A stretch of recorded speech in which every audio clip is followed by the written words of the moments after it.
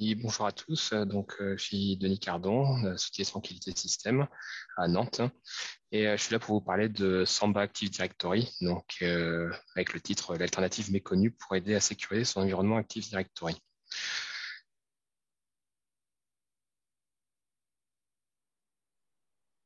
Je vais rapidement faire un petit historique en fait pour la société Tranquillité, en fait, sachant que c'est aussi un peu dans le cheminement que on arrive un peu aux différents technos dont on va parler là aujourd'hui. Tranquille System, en fait, c'est une société que j'ai montée avec mon frère en 2002 sur des prestations d'expertise assez variées. En fait, comme pas mal de boîtes qui commencent, en fait, on essaye un peu de se chercher. Au fur et à mesure, en fait, on est arrivé sur des prestations d'infogérance sur lesquelles on a développé l'expertise, en fait, sur un produit qui est la partie gestion d'identité Samba Active Directory et sur un produit qu'on s'appelle WAPT qui fait de la gestion de parc. Donc, au fur et à mesure, en fait, qu'on développait ces deux produits, en fait, on a abandonné petit à petit la partie infogérance pour se concentrer sur la partie expertise et la partie développement de produit. Donc, c'est une bascule qu'on a terminée cette année, où maintenant, en fait, on est uniquement sur ces deux éléments-là. Donc, pour la partie Active Directory, donc c'est quelque chose c'est un composant qu'on a quasiment tous dans nos entreprises en fait. Je ne ferai pas une présentation en détail, mais plus un petit peu la comparaison en fait par rapport à ce qu'on a avec Samba en fait et un peu où est-ce qu'on en est aujourd'hui. Donc au niveau de l'historique Active Directory, en fait, la gestion d'identité et des ressources partagées, c'est quelque chose qui a commencé assez tôt dans les entreprises, hein, notamment les années 80, parce que c'était un peu l'avènement de la micro-informatique où initialement on était sur des gros systèmes où tout était centralisé par défaut. On arrive sur des micro-ordinateurs et donc là il faut pouvoir partager les données. On a les protocoles LAN Manager qui sont arrivés avec l'authentification LM et au fur et à mesure en fait le besoin de gérer l'identité de manière centralisée. Il y a eu différents essais, mais on va se concentrer sur les essais de Microsoft. Donc, comme premier essai, en fait, c'était les domaines de type NT4, au début des années 90, qui ont plutôt assez bien marché, donc qui permettaient de centraliser la gestion de l'identité. Donc, on n'est pas encore sur l'Active Directory, mais c'est un peu les prémices et on retrouve pas mal de traces de cette période-là dans la structuration de l'Active Directory aujourd'hui. Donc, c'est important de noter un petit peu cette historique-là. Après, au début des 2000, en fait, Microsoft a sorti Microsoft AD, Microsoft Active Directory, qui est un ensemble de technologies qu'on verra un petit peu après, qu'il a fait évoluer au fur et à mesure avec la version 2003, 2008, 2008 R2, 2012, 2016, 2019 et maintenant 2022. Et au fur et à mesure en fait que le temps avançait, sur la gestion de l'identité qui était plus quelque chose qui était vraiment lié en fait à un réseau d'entreprises, en fait, a commencé à devenir un peu plus hybride avec une gestion d'identité qui est un peu dans le cloud avec l'Azure AD ou d'autres outils en fait du Zero Host, du SAML et compagnie. Donc mais Microsoft en fait qui dans ce cadre en fait de pousser les entreprises vers Internet vers le cloud Azure, en fait on peut aussi se poser la question sur le futur de l'Active Directory en fait tel qu'on le connaît on-premise, donc qui est un peu notre sujet là maintenant. De son côté, Samba Active Directory et plus particulièrement Samba, c'est un projet qui lui a commencé dans les années 90, donc de réimplémenter des morceaux de protocole des environnements Microsoft, hein, et donc LAN Manager principalement, et puis le protocole SMB. Initialement, c'est juste du partage de fichiers. En 2002, il y a eu les premières versions de Samba 3 avec le support de domaine en type NT4, donc en gros avec près de 10 ans de décalage par rapport à la techno que Microsoft avait sortie. En 2004, il y a eu deux thésards ou master, en fait, élèves de master qui ont voulu commencer à réimplémenter aussi la partie Active Directory dans Samba. Donc, c'était vraiment les prémices, hein, c'était les premières lignes de code, et ça a commencé en 2004. En 2008, il y a eu la condamnation de Microsoft par la Cour européenne, par l'Union européenne, et donc il y a eu l'obligation de partager les spécifications des protocoles. Donc, ce qui a permis aussi à Samba de pas mal nettoyer l'historique de code, en fait, qu'ils avaient commencé en 2002, et aussi en fait d'accélérer le développement de la partie Active Directory. Ce qui fait qu'en 2012, on a eu la première version de Samba 4.0 qui, pour beaucoup, en fait, est synonyme de Samba Active Directory. Mais sous le projet Samba, en fait, essaye vraiment de séparer les deux. En fait, puisque Samba 4, c'est vraiment la suite de Samba 3, qu'on soit en serveur de fichiers, qu'on soit en serveur d'impression. Et en fait, maintenant, on a la partie Active Directory aussi. Donc, comme je viens de le mentionner, donc il y a plusieurs parties dans Samba.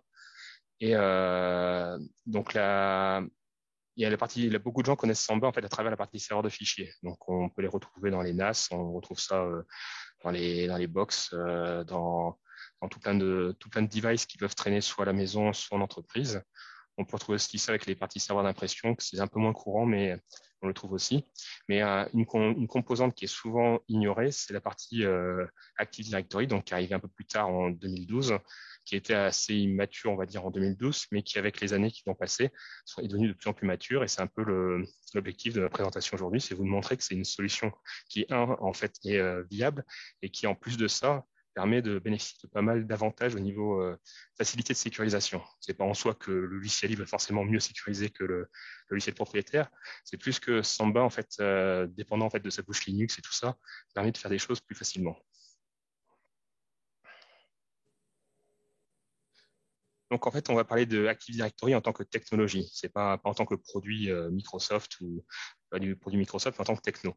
Donc un Active Directory, ce sera un serveur LDNS, un serveur LDAP, un serveur Kerberos, un serveur MSRPC, donc pour qui gère la partie ouverture de session, réplication entre les serveurs AD, tout ça, un serveur NTP.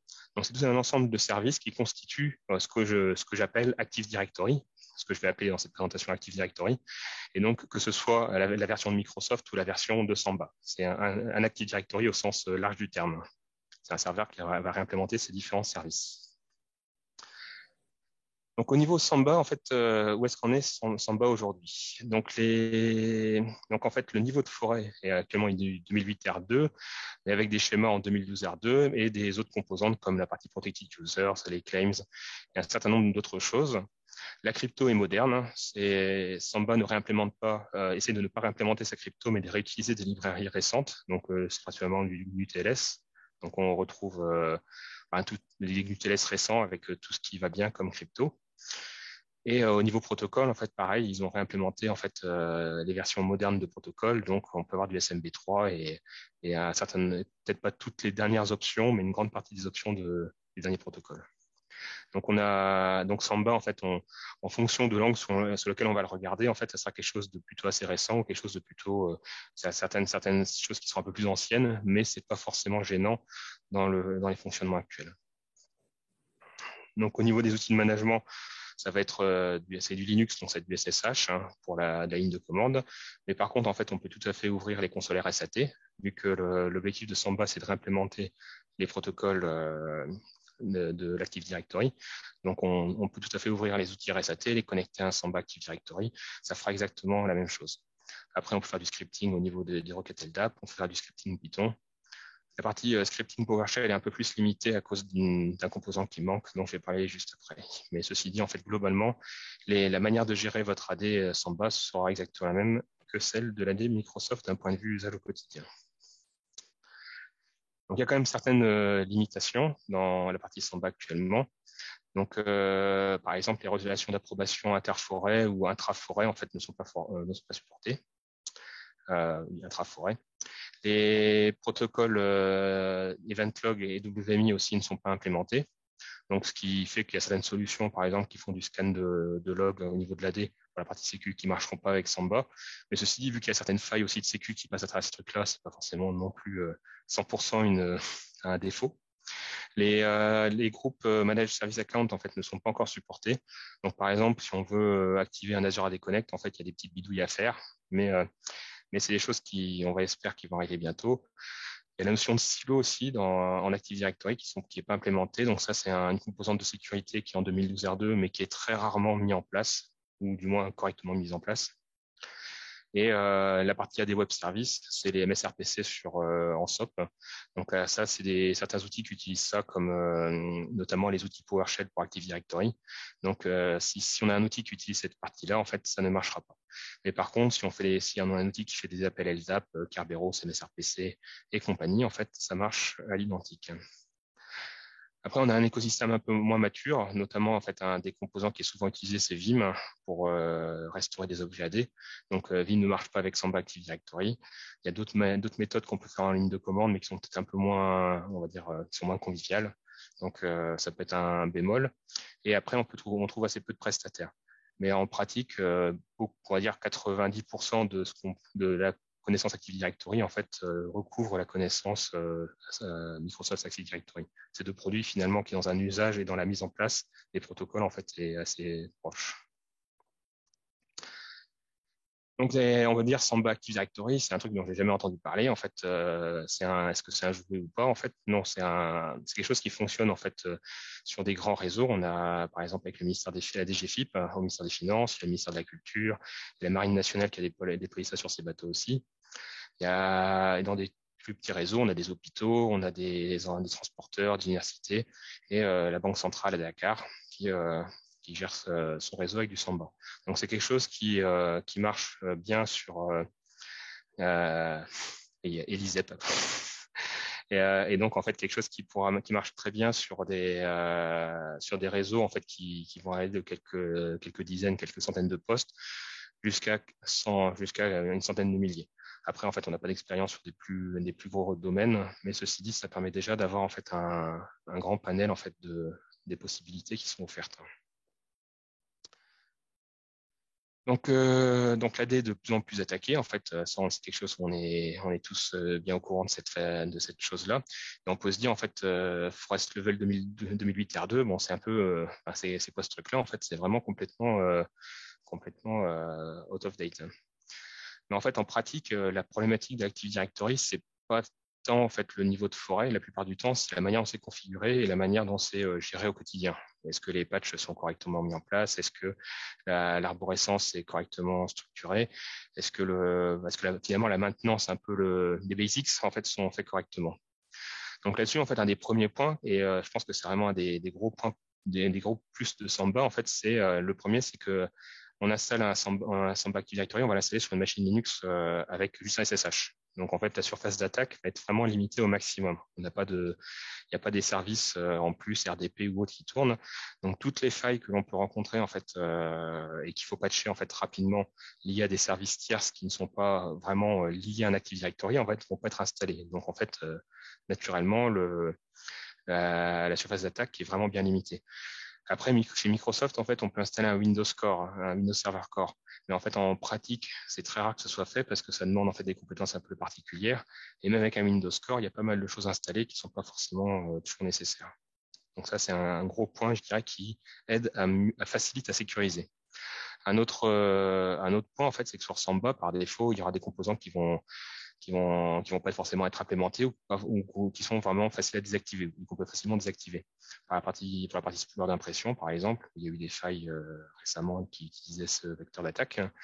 La notion aussi qu'un domain user peut joindre une machine au domaine, c'est un truc qui m'a toujours vraiment étonné que Microsoft n'ait pas supprimé ça. Ça, c'est un truc qui, sous Samba, n'est pas implémenté. C'est un peu une hérésie, donc en fait, ils l'ont pas fait. Donc, les dernières failles qui est récente, là, il y a un mois, qui utilisait ce vecteur d'attaque, ne marche pas naturellement sur Samba. Et après, en fait, il y a certains trucs de legacy que sous Samba, ils ont désactivé, en fait, vu qu'ils peuvent se permettre certaines choses. Peut-être que Microsoft a plus de mal à cause de son historique, de l'historique assez long qu'ils ont. Ils osent peut-être pas, en fait, modifier certains comportements, là où Samba se permet peut-être plus de latitude. Notamment, là, actuellement, ils sont en train de vouloir en fait supprimer entièrement toute la base de code SMB1 de Samba. Et c'est pas juste le désactiver, c'est vraiment la supprimer complètement. Donc, et souvent, en fait, il y a aussi un peu dans le sens où Samba a peut-être une base d'utilisateurs un peu mieux définie. Ça leur permet en fait d'avoir certaines valeurs par défaut qui sont plus sensées. Et tout ça fait qu'on on a plusieurs clients en public en fait où on a réussi à obtenir une note au Radad, donc c'est l'outil de gestion de l'ANSI en fait au niveau 3, qui était sans non plus en fait en suer coréam. Donc là-dessus en fait c'est pas que le livre c'est forcément mieux ou autre, c'est je pense c'est un certain nombre en fait de caractéristiques qui font que on se facilite la tâche en faisant ça. Pour en résumer, donc on avait un peu, comme j'ai dit, comme je reprends un petit peu certaines choses, donc on a la réutilisation des habitudes de sécurisation qu'on a sous Linux, en fait, que ce soit au niveau des gestions de backup, de l'automatisation avec du Ansible, des gestions de compte firewall et tout ça, en fait, on revient sur quelque chose qui est vraiment assez simple. Le patching OS, en fait, c'est de l'installation de la mise à jour DEB ou RPM, sachant qu'on a besoin de rebooter uniquement s'il y a des composants système bas niveau qui ont été modifiés. Pareil dans le cadre de Samba, en fait, si c'est que la couche Samba que l'on met à jour, on n'a pas besoin de, de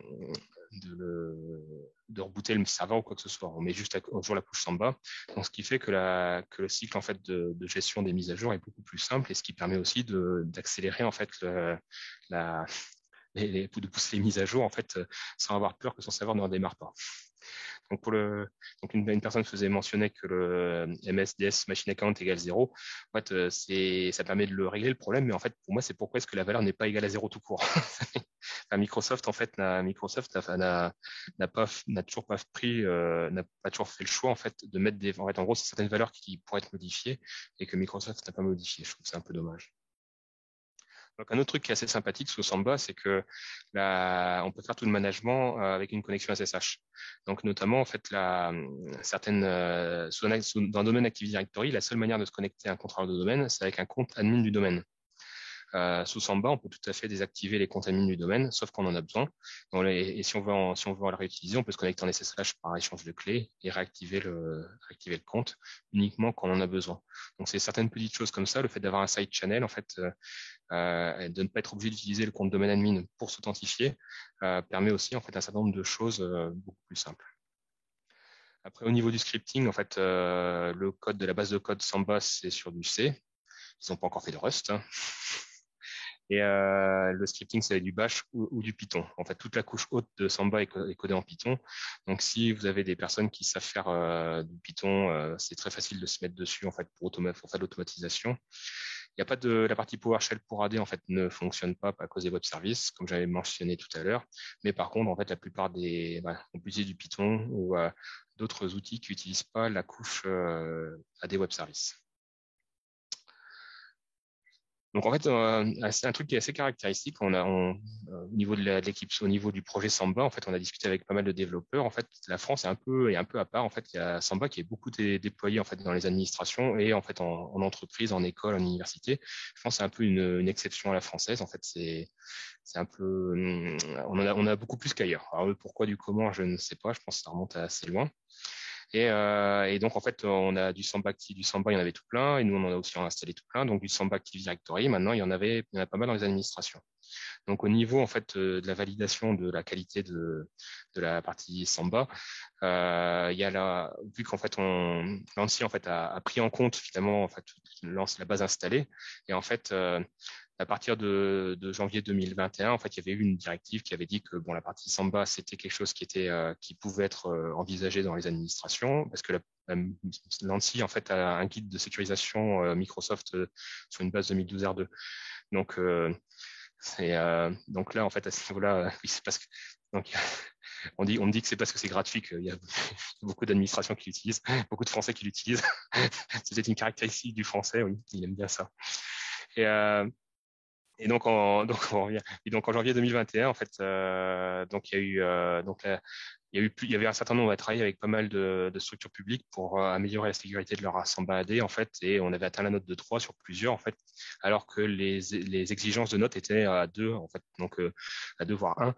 Et donc au final en fait, suite à certains audits, hein, donc l'ANSSI en fait a publié en fait une lettre au niveau une interministérielle en fait en disant que Samba est une alternative acceptée à partir du moment par contre où on respecte tout ce qui est applicable. Et en fait, il y a une petite différenciation qui a été faite dans Horadat pour la partie Samba. Donc c'est le petit truc on a été assez content parce qu'on a participé un petit peu à ce changement de position. Donc on est assez content de ça et on est assez content aussi de voir la capacité de l'ANSSI aussi à s'adapter à ces choses-là. Donc aussi en parallèle, il y a l'ANSSI qui avait commandé un audit crypto des couches Samba, sachant que la plupart dans le projet Samba, ils essayent de limiter au maximum la crypto qu'ils réécrivent, hein, pour éviter en fait tout ce qui est écriture de faille. Donc principalement, c'est basé sur du TLS, hein. Mais par contre, il y a certains vieux trucs comme la partie NTLM, hein, notamment NTLM, avoir NTLM V1, NTLM V2, qui sont pas forcément prises correctement en compte et donc ils sont obligés de faire certaines. Il y a quand même un petit peu de crypto, mais pas en essayant de limiter au maximum.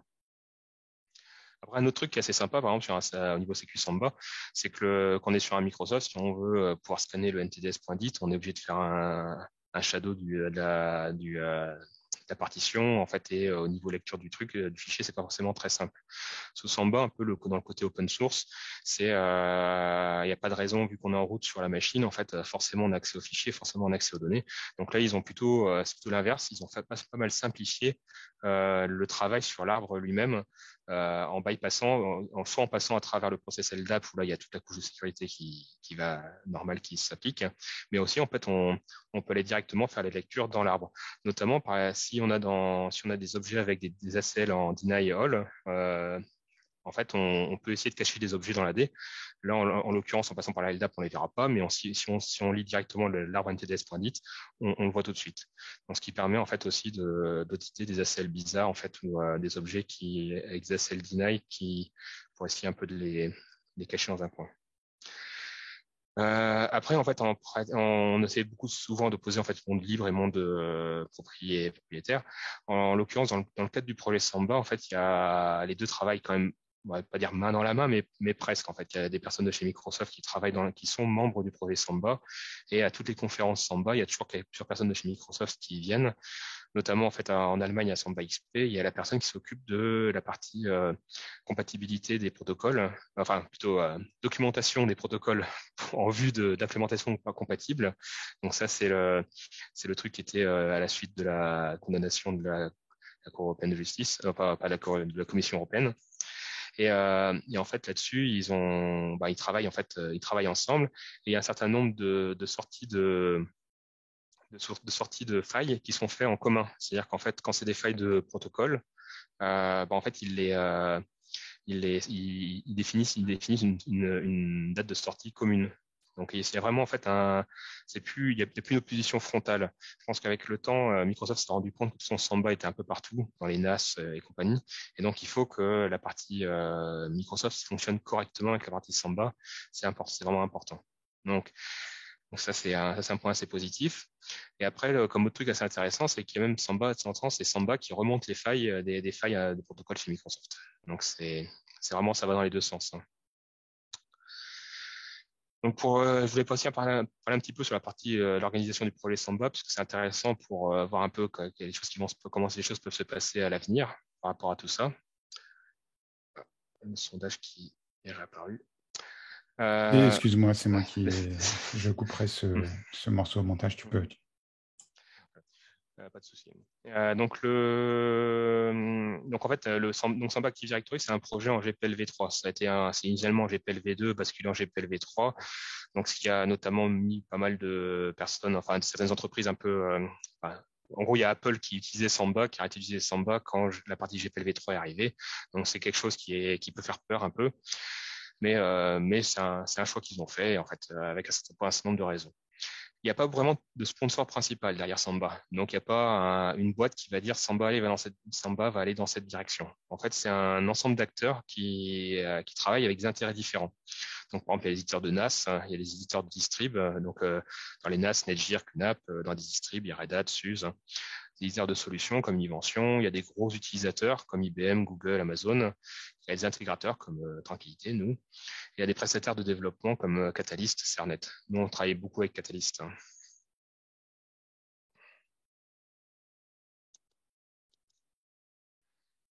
Donc l'avantage en fait par rapport à le fait qu'il n'y ait pas vraiment une grosse boîte derrière fait que la partie roadmap en fait est en grande partie définie en fonction des besoins et des financements. C'est-à-dire qu'en fait si on veut avancer plus vite sur une fonctionnalité ou une autre, en fait c'est possible tout à fait de piloter un peu le projet tant que ça reste en fait quand même dans un certain tant que ça reste cohérent. Et c'est pas non plus susceptible à des changements de stratégie commerciale brutales. Une boîte qui se dit finalement bon je change de modèle, j'abandonne ou autre, hein. La, le modèle de fonctionnement de Samba en fait, a cet avantage-là. Par contre, l'inconvénient, c'est que quand il n'y a pas de financement ou qu'il y a personne qui est intéressé pour une fonctionnalité en particulier, en gros, le truc qui reste, il peut végéter en fait pendant pas mal de temps. Donc c'est un peu il y a les avantages et les inconvénients qui vont avec. Mais par contre, il y a un truc sur lequel le projet Samba est vraiment très sérieux, c'est la partie bug de sécu. Là, par contre, à chaque fois qu'il y a un truc qui sort, en fait, ils sont à fond dessus. Ils ont des process qui sont vraiment très carrés. Donc là-dessus, il n'y a pas de souci. Donc Donc Samba, en fait, en termes de nombre de développeurs, c'est pas forcément si énorme que ça. En fait, sur la partie Active Directory, on va être entre 3 et 8 en fonction du moment, en fonction est-ce qu'il y a beaucoup de financement ou pas.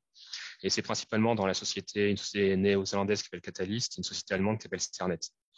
La partie Samba de serveur de fichiers sont peut-être entre 10 et 20, et ça va être beaucoup de gens chez Red Hat, chez IBM, un peu chez Sternet, hein.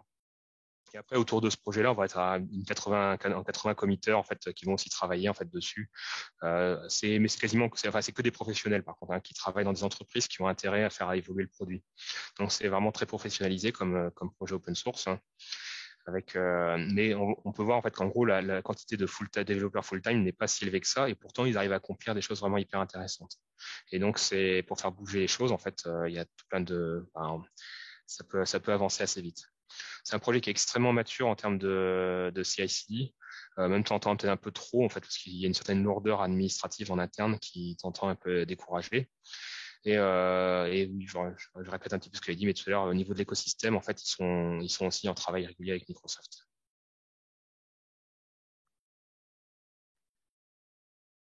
Ah, sous GNU. Donc, oui.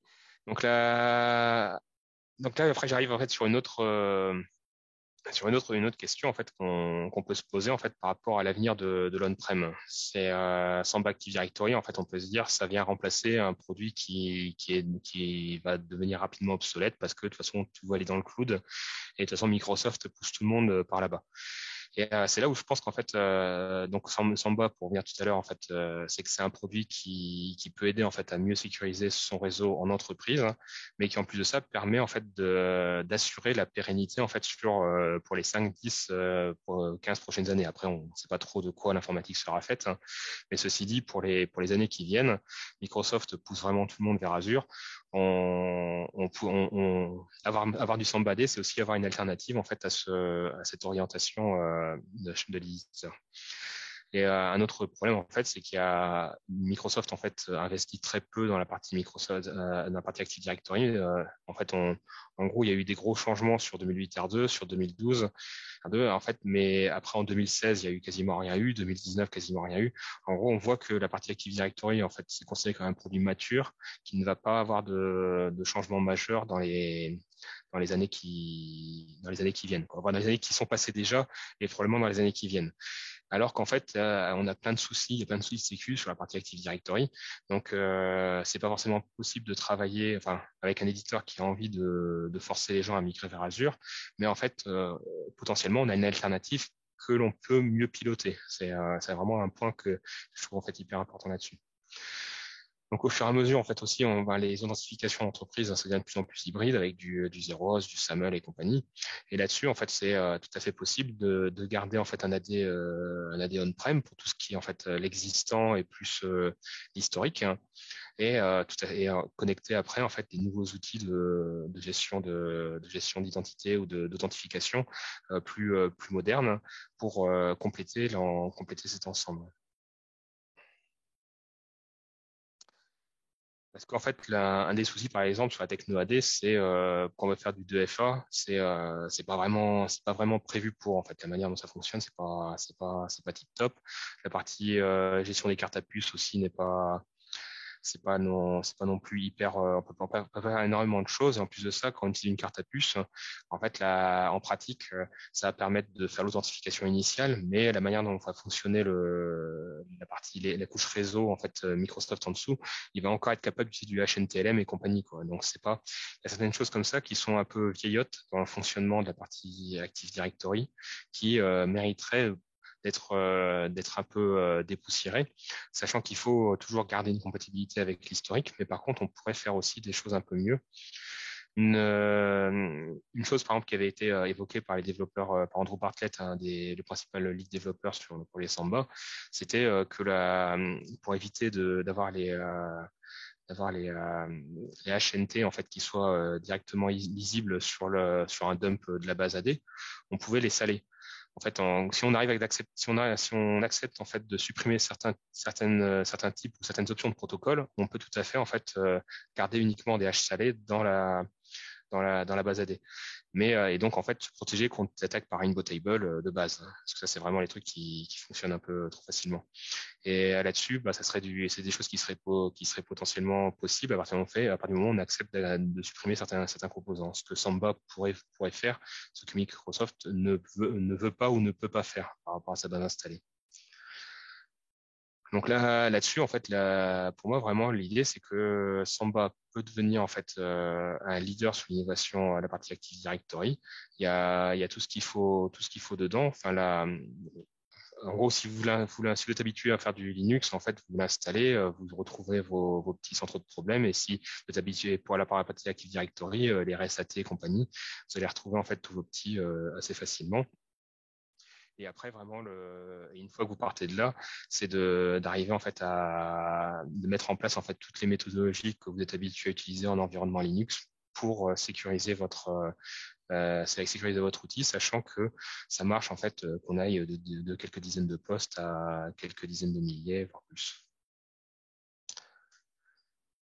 Donc en conclusion, bah, Samba, c'est une certaine manière en fait pour essayer de garder en fait voilà, pour essayer de promouvoir la cybersouveraineté en fait, et de garder votre authentification on-prem. Parce qu'après, une fois que ça commence à partir ailleurs, on ne sait pas trop où, c'est un peu plus compliqué. Donc, je vous encourage vraiment à tester la partie Samba AD. Après, un Active Directory, c'est quelque chose qui est vraiment central dans l'entreprise. Donc, changer ce genre de composants, c'est pas quelque chose qu'on prend à la légère. Mais en fait, déjà de regarder quelles sont les possibilités et finalement, en fait, commencer à imaginer qu'est-ce que vous pourriez faire avec, comment vous pourriez améliorer tout ça. Donc, un grand merci donc à l'équipe Samba qui fait que ce projet existe et peut grandir, à Lozir pour nous avoir invités pour cette présentation, à l'équipe Tranquillité pour toute sa bonne humeur et à vous tous pour votre écoute. S'il y a des questions.